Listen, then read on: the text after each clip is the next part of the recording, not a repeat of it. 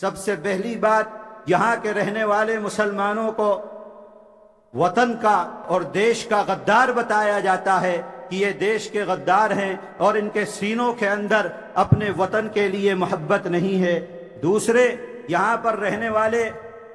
جو ہمارے بھائی ہیں، ہماری بہنیں ہیں، ہمارے نوجوان ہیں، ان کو ڈرا کر اور دھمکا کر اس ملک کے اندر یہ کوشش کی جا رہی ہے کہ کسی طریقے سے ان کو ختم کر دیا جائے، ان کے مذہب کو ختم کر دیا جائے، ان کے دین کو ختم کر دیا جائے۔ تو دونوں طریقے کی مار یہاں پر رہنے والا مسلمان، یہاں پر بسنے والے لوگ، جن لوگوں نے ملک کی آزادی کے لیے اپنی جانوں کے نذرانوں کو پیش کیا ہے، 4 لاکھ علماء نے جس دیش کی آزادی کے لیے اپنی قربانی کو پیش کیا ہے، ہزاروں مسلمانوں نے جس دیش کو آزاد کرانے کے لیے اپنی قربانیوں کو پیش کیا ہے، آج اسی دیش میں جس مٹی کو آزاد کرنے کے لیے ہم نے اور ہمارے پرکھوں نے اپنا تن من دھن سب کچھ ختم کر دیا، آج اسی دیش کے اندر مسلمان کو اور اس کو جس نے اپنی زندگی کو، زندگی کی چیزوں کو، اپنے گھر کو، اپنے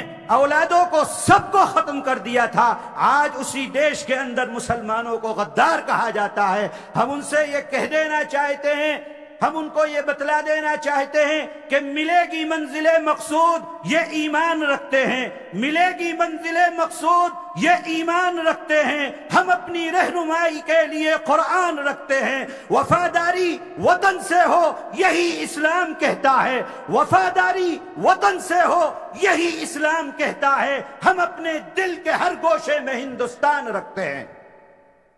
ہمارا ہر سانس، ہمارا ہر جذبہ، ہمارا ہر لمحہ اس وطن کے لیے ہے، ہم جیے ہیں اسی وطن کے اندر، مریں گے اسی وطن کے اندر، اور جب مریں گے اسی کی مٹی کے اندر ہم دفن ہو جائیں گے۔ وہ لوگ جو اس وقت اقتدار کی کرسی کے اوپر بیٹھ کر یہاں پر رہنے والے لوگوں کو دیش بھکتی کا سرٹیفکیٹ بانٹ رہے ہیں، ان کو دیکھنا چاہیے، سوچنا چاہیے،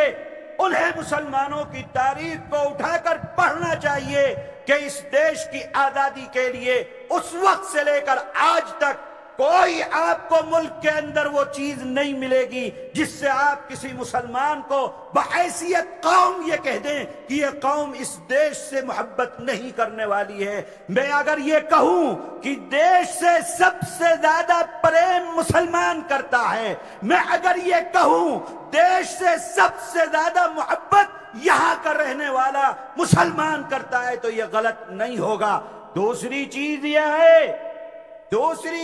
ہے کہ ہم کو ڈرایا جاتا ہے، ہم کو دھمکایا جا رہا ہے،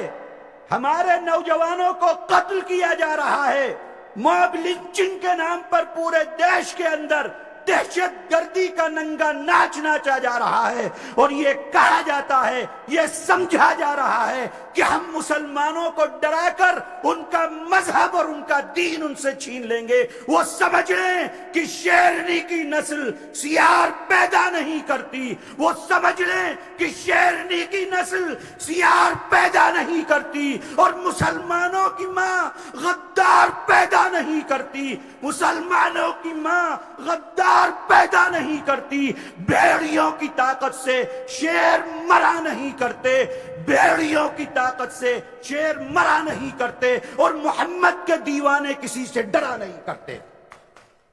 اس دیش کے اندر تم مسلمانوں کو ڈرا کر، ایمان والوں کو ڈرا کر،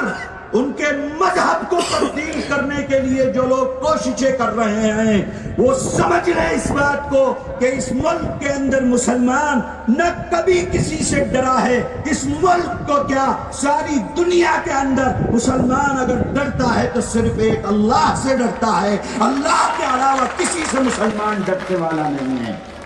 وہ لوگ آج دیش کے ٹکڑے ٹکڑے کرنے کے لیے ان لوگوں کو غداری کا سرٹیفکیٹ نہیں دیا جاتا جو آج اس ملک کے اندر یہ آواز لگا رہے ہیں کہ اس ملک کو ہندو اسٹیٹ بننا چاہیے، اس ملک کو ہندو اسٹیٹ بنانے کے لیے جو کوششیں کر رہے ہیں۔ اصل غدار وہ ہے اس دیش کے جو دیش کے اندر رہ کر اس ملک کو ہندو اسٹیٹ بنانے کی بات کر رہے ہیں۔ اگر وہ ہندو اسٹیٹ کی بات کر رہے ہیں اور وہ غدار نہیں ہیں، مسلمان اگر اسلامی دیش کی بات کرے گا وہ غدار کیسے ہو جائے گا؟ سکھ اگر خالستانی کی بات کرے گا وہ غدار کیسے ہو جائے گا؟ راستے تم کھول رہے ہو۔ اس ملک کو سیکولر ملک ہے، اس کا دستور سیکولر ہے، سیکولرزم کے اوپر یہ ملک زندہ ہے، اور ہمارا ایمان ہے، ہمارا جذبہ ہے کہ اگر یہ سیکولر دستور کو آگ لگائی جاتی ہے، یہ سیکولر دستور ختم ہوتا ہے۔ 70 سال پہلے ہم اپنے وطن کی آزادی کے لیے اپنے سر سے کفن باندھ کر باہر نکلے تھے، اگر ملک کو ضرورت پڑتی ہے ہم پھر سر سے کفن باندھ کر باہر نکلنے کے لیے تیار بیٹھے ہوئے ہیں، اپنی وطن کی آزادی کے لیے، اپنے وطن کو باقی رکھنے کے لیے، اپنے وطن کی عزت و آبرو کے اوپر کسی کو کھلواڑ کرنے کی ہم اجازت نہیں دے سکتے ہیں کہ وہ وطن کی عزت و آبرو کے ساتھ کھلواڑ کر سکے، چاہے وہ کوئی ہو ملک کے اندر۔ اس ملک کا ہندو اور مسلم اتحاد تانا بانا باقی رہنا ہے۔ جمعیت علماء روز اول سے اسی کوشش کے اندر لگی ہوئی ہے کہ کس طریقے سے اس ملک کے سیکولر تانے بانے کو باقی رکھتے ہوئے ملک کو آگے کی طرف اور ترقی کی طرف لے کر جایا جا سکے۔ جمعیت علماء آزادی سے پہلے سے اس ملک میں ہندو اور مسلمان اتحاد کے ساتھ آگے بڑھنے کی روایات کو پر قائم ہے، کل بھی قائم تھی، آج بھی قائم ہے۔ میں بتلا دینا چاہتا ہوں، جمعیت علماء کا پیغام ہے، نہ تھکے ہیں پاؤں کبھی، نہ ہی ہمت ہاری ہے، میں نے دیکھے ہیں کئی دور اور آج بھی سفر جاری ہے۔ اسی کے ساتھ ہم آگے بڑھتے ہوئے انشاءاللہ اس ملک کے گنگا جمنی تہذیب کو باقی رکھتے ہوئے اور ملک کے سیکولر دستور کو باقی رکھنے کے لیے اپنا تن من دھن سب کچھ اپنے دیش کو دینے کے لیے تیار بیٹھے ہوئے ہیں۔ وآخر دعوانا الحمدللہ۔